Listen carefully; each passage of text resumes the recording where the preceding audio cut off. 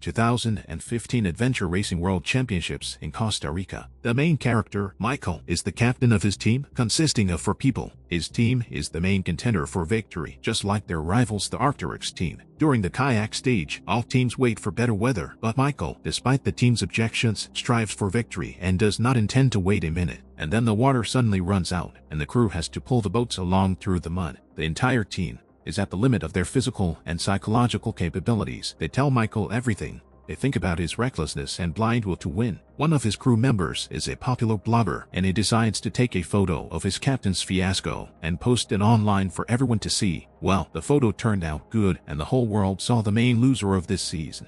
3 years later, in the city of Santo Domingo in the Dominican Republic, a lonely shaggy dog lives his measured yard life and waits for the next portion of slop thrown into the trash can. Michael, meanwhile, continues to run, but only at home in Colorado. He works in his father's company as a realtor, raising his little daughter Ruby with his beautiful wife Helen. But such a life is not entirely to the liking of our hero, and his loved ones see this. But Michael himself does not want to admit it and blames everyone for everything. And on the street in Santo Domingo, an old man sees a dog lying down, brings him water, but the dog is no longer there. Michael is haunted by his failure at the last race. He keeps looking at that same failed photo taken by his partner in the swamp. His wife understands that it's time for Michael to finally pull himself together, meet with old friends, and assemble a team for the upcoming competition in the Dominican Republic.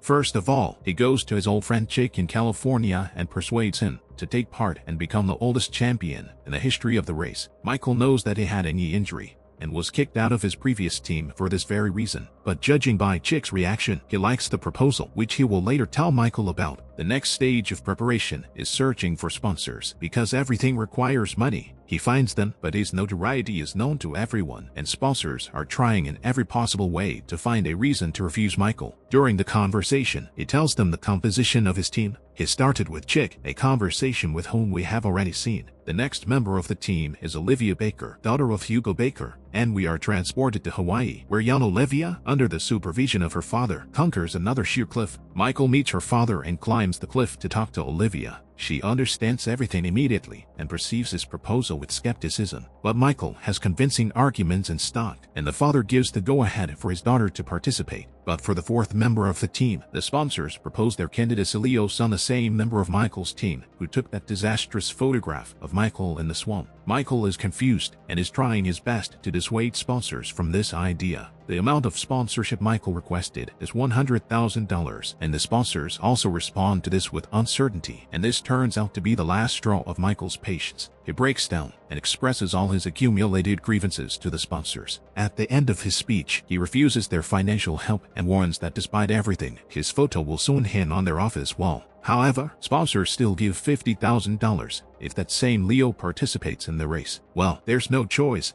Michael overcomes his pride and comes to talk to Leo, who is doing well. Leo asks Michael to admit his mistake in the last race, and Mike does so. So, the team is assembled in Santo Domingo for days before the start of the race. Our familiar shaggy dog is running down the street at sunset, limping on one leg. The team begins training. Before the start, to get used to the local climate, there is a serious 700-kilometer survival race ahead. Even our shaggy dog is present at the race opening party, and the very next day, he has to run away from aggressive relatives. He crosses the river on a bridge in search of a new habitat. 3 hours before the start of the race, in the hotel room, our team is doing the final preparations before the start. So all the teams are on the starting line. Michael is setting up his team to win. Olivia is telling everyone that her father has cancer and this race is for him. The whole team supports her. 3, 2, 1, start. The race has begun. The first stage is 29 miles long. In Colorado, meanwhile, Michael is being watched by his wife and daughter. The first rest point, and the team replenishes its supplies and strength. Next to the athletes is our shaggy friend. Michael treats him with his meatballs, and the dog accepts the treat. The next stage of the race is 300 kilometers on bicycles over rough terrain. Chick suggests where a shortcut can be taken, but the team runs into a high cliff. Olivia commands we climb the mountain. There is no choice. The team hangs their bikes on their backs and overcomes this obstacle, and the dog is running through the jungle. Furthermore, Funchik found another shortcut. The team will have to overcome a long section of the track. Very quickly, using a zipline, they hook their bikes to the rope and begin to cross. But Olivia gets stuck in the middle of the rope. Michael rushes to her aid. With great difficulty and risk, Michael manages to save Olivia and get out of this mess unscathed. The race continues, and the dog doesn't stop either. Thanks to Chick, the team beat 10 teams. Next is running. At night, the team reaches transition zone 6. This is half of the race, and there is good news. Our team has overtaken the Arc'teryx team, its main rival. Everyone is on vacation, the end of the rest, and the race continues. Night running and trekking are ahead. Forecasters promise bad weather. The team was already pretty tired, and Chick stumbled. Michael takes his backpack from him to make it easier. Leo freaks out and begins to sort things out with Michael, but their quarrel is stopped by the barking of a dog, that same Shaggy dog. The team is surprised by his appearance, but time is running out and they continue the race. On the next cut through the jungle, Leo hurries first, but the dog blocks his path and does not allow him to go further. It turned out that there was a cliff ahead. Everyone understood the dog saved everyone's life. Now he's almost a member of the team. In the morning, at a rest stop near the river, the dog runs away into the jungle, looking sadly after him. The team continues on its way, but as soon as they started walking again, the dog returned. The team realized he was just going to the toilet. Overcoming the next mountain, Leo feels sick. He is dehydrated and hungry. But then Michael notices an interesting thing. A dog that hasn't eaten for a day sits calmly and looks at the food. He decides that this is royal behavior and suggests giving him a name, Arthur. King Arthur. Leo, contrary to his past behavior, treats Arthur to a meatball and thanks him for saving him. Running to the river, they try to find locals who will help them cross the river by boat. While Olivia is looking for good people, Michael smells like rotten flesh on Arthur. Olivia found a boat and they sail to the other side. Probably at this moment, Michael understands that Arthur has become more than just a dog for him. Arriving at Transition Zone 10, the medic reports that Leo needs an IV, but Leo doesn't want to set the team up because the IV adds 4 hours of penalty time. But Michael decides to put on an IV because health is more important and the team has a small amount of time. While Leo is recovering, Michael cleans Arthur's wound, talks with Olivia about his father, and with Chick about the fact that they arrived so late due to insufficient funding. And on top of that, he pledged $25,000 from his wife's savings for the participation of his team in the race. Leo is already ready, and at that moment, their main rivals come running. Michael cheers his team up, and they run out for the final leg of the race. Ending Colorado, Helen calls Ruby to show the news from the race. A photo of Michael with Arthur has already appeared, and reporters call in the 5th member of the team.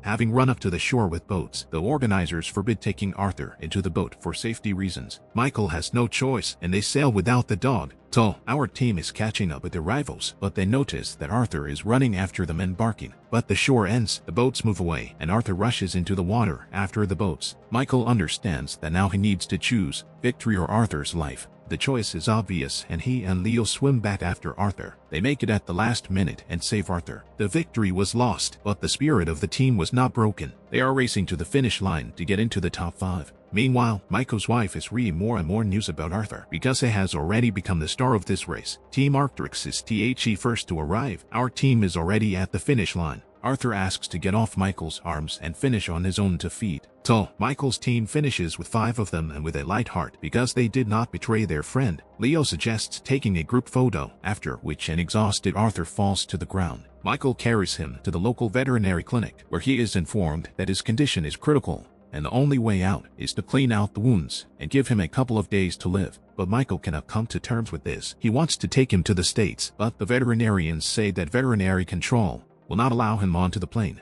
Michael calls his wife for advice, and Helen tells Michael to think about what Arthur himself would do in his place. Michael talks to Arthur and decides not to give up and fight to the end. They go to the hotel, but Arthur is afraid to go inside, and Michael has to stay outside to sleep. Morning came. It was time to board the plane. At the airport, Michael and Arthur are greeted with loud applause. All teams support Michael, the captain of the winning team. In a conversation with Chick, admits that if Arthur had not had to be rescued, Michael's team would have won this race. Thanks to the support of people at the airport, Arthur is given permission to fly. But during the flight, Arthur will be in a cage, which makes Michael very worried. Upon arrival in the United States, Arthur lies in a cage and does not move, but is conscious. Reporters are waiting for them at the exit because they are already a star, but Arthur needs urgent surgery. Michael waits in the hospital for the end of the operation with his wife and daughter, and Helen reveals that she is pregnant with her 2nd child. The nurse asks Michael to help because Arthur is feeling extremely bad and needs support.